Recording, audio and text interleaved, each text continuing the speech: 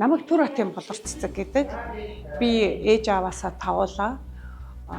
Ээж маань энэ 3 дугаар баг дээр бол 96-аас 2000 онуудад багийн засаг дарга хийжсэн байдгийн. Тухайн үеийн ардчилсан намаас одоо анхны ардчлагч эмэгтэй багийн засаг даргаар гарч исэн гэж бас яригддаг.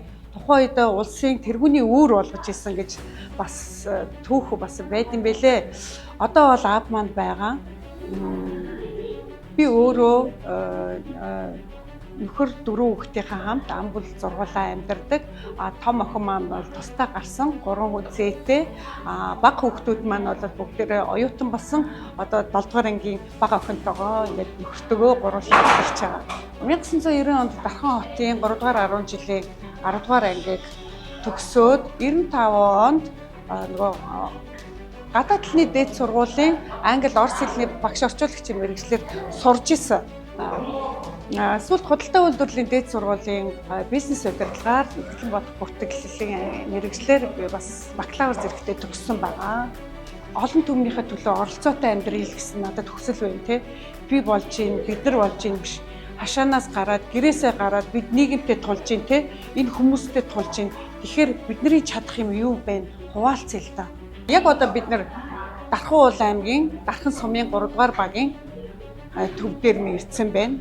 Дархан уул аймгаас төвөөсөө нэлээд алслагдсан соёл хүмүүжлийн ажил энд бол хаалттай байдаггүй юм байна.